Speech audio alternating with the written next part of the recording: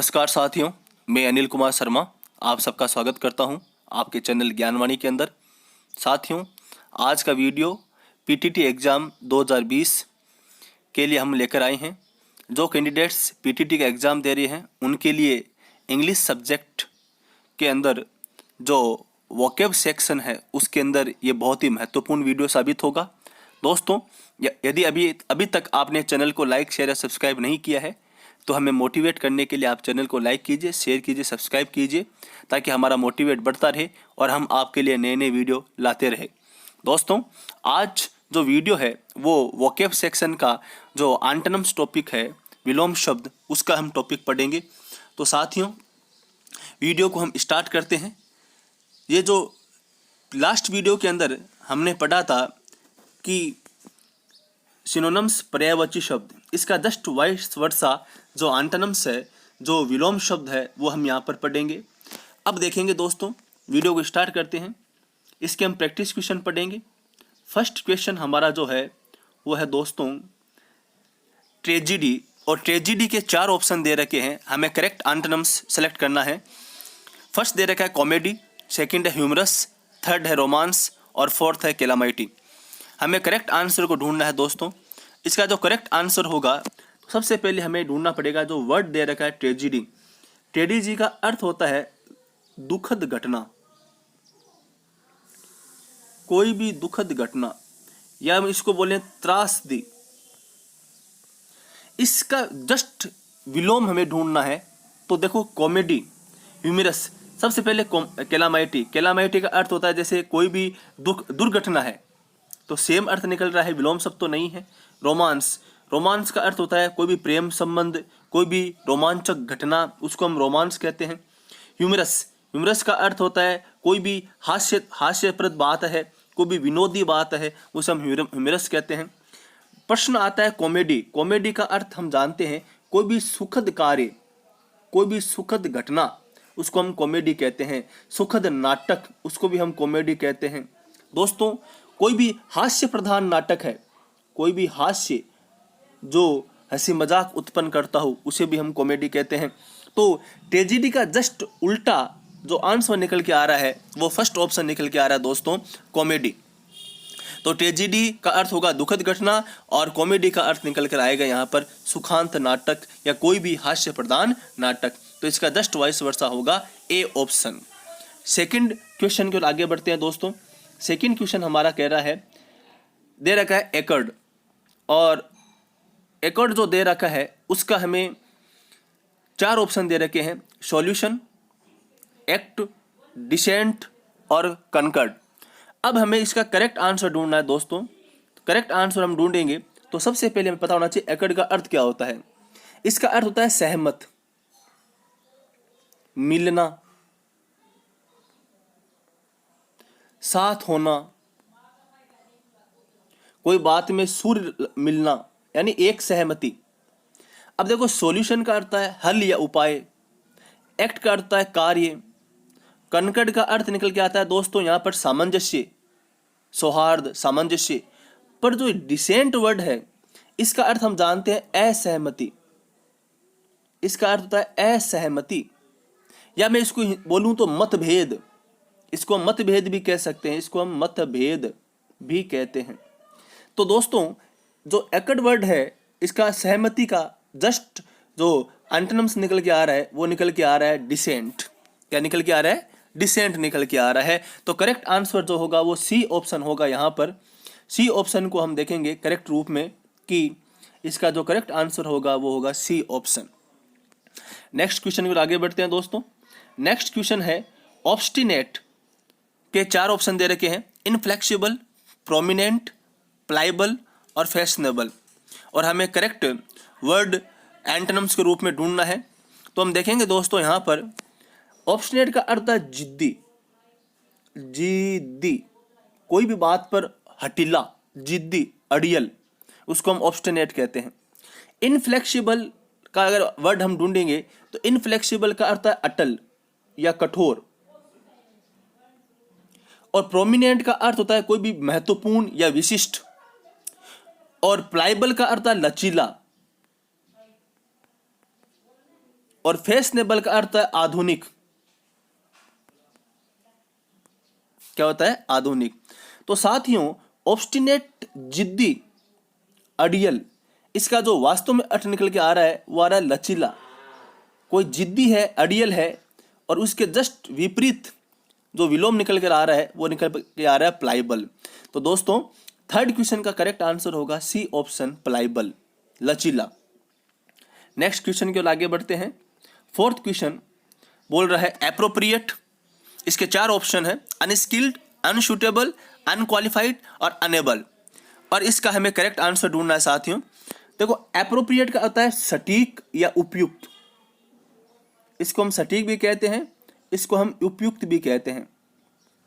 देखो अनस्किल्ड अकुशल, अनसुटेबल बिल्कुल सही आ रहा है, अनुपयुक्त, अनुपयुक्त जो उपयुक्त नहीं है, अनसुटेबल, अनक्वालिफाइड अशिक्षित, अनेबल असमर्थ।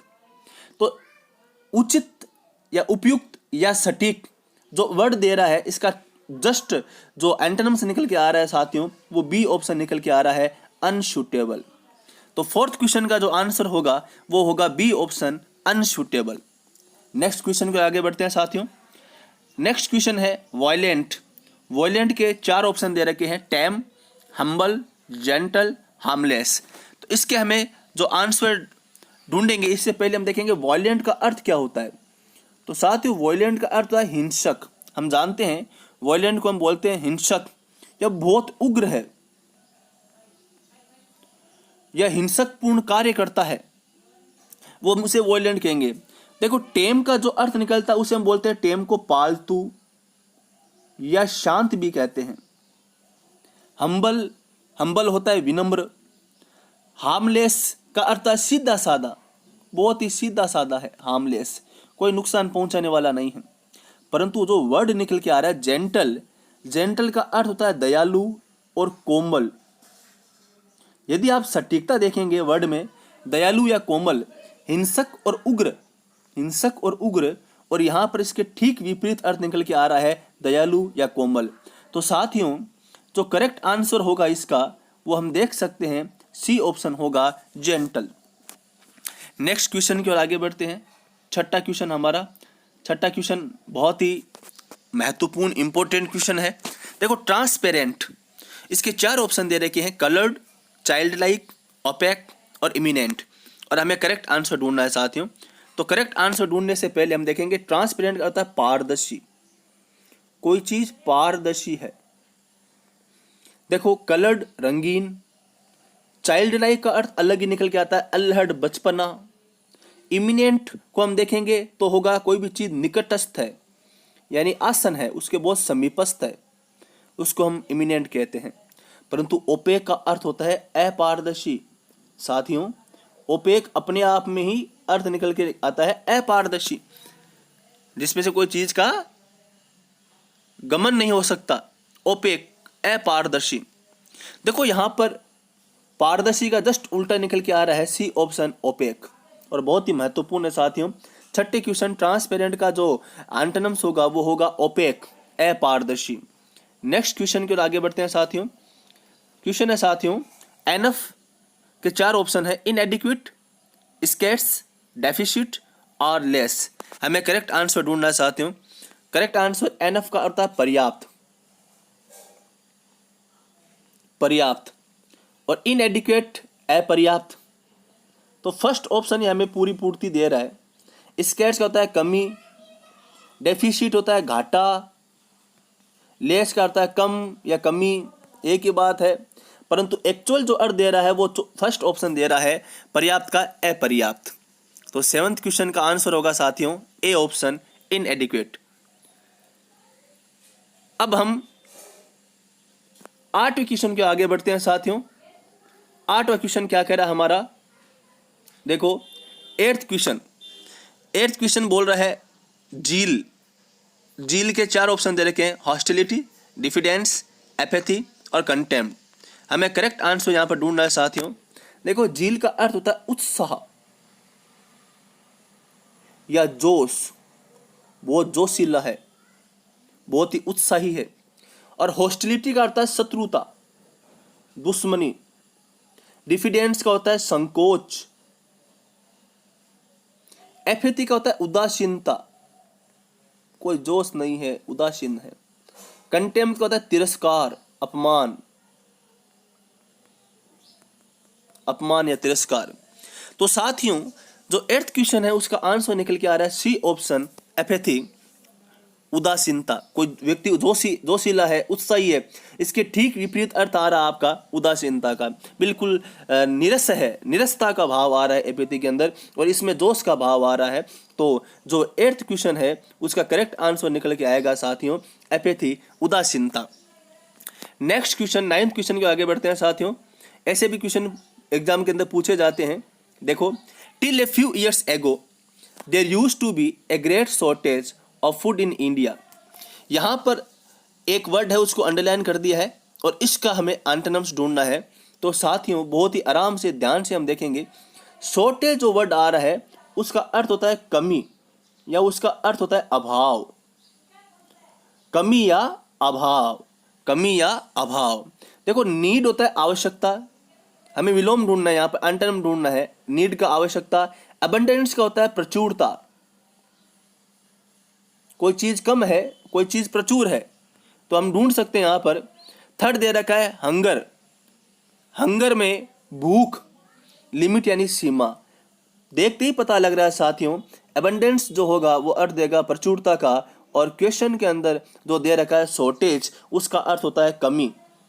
तो कमी या अभाव का ठीक जो एंटोनिम से निकल कर आएगा वो आएगा अबंडेंस, प्रचुरता। नेक्स्ट क्वेश्चन के आगे बढ़ते हैं साथियों। नेक्स्ट क्वेश्चन हमारा है many episodes in the story are facts. देखो साथियों यहाँ पर बहुत ही हम सिंपल तरीके से समझ सकते हैं। फैक्ट्स होता है तथ्य, सत्य, वास्तविक। देखो, हॉरिबल भयानक, ट्रूथ सत्य, रियल इवेंट्स वास्तविक घटनाएं। फिक्शन होता है, फिक्शन काल्पनिक। क्या होता है साथियों? काल्पनिक। 10वां क्वेश्चन देखते पता लग रहा है कि फैक्ट्स का जो आंसर होगा वो होगा फिक्शन। साथियों बहुत इजी तरीके से हम देख सकते हैं यहाँ पर, जो चीज तथ्य है, सत्य है, वास्तविक है, परंतु जो चीज काल्पनिक है वो देखते पता लग रहा है बी ऑप्शन, फिक्शन इसका करेक्ट आंसर होगा। साथियों ये हमने एंटोनिम से संबंधित कुछ महत्वपूर्ण प्रश्न देखे। साथियों यदि आपने चैनल को अभी तक लाइक, शेयर एंड सब्सक्राइब नहीं किया है तो चैनल को आप लाइक कीजिए, शेयर कीजिए, सब्सक्राइब कीजिए, ताकि आने वाले नया वीडियो का नोटिफिकेशन आपको जल्द से जल्द मिल सके। धन्यवाद। जय हिंद, जय भारत।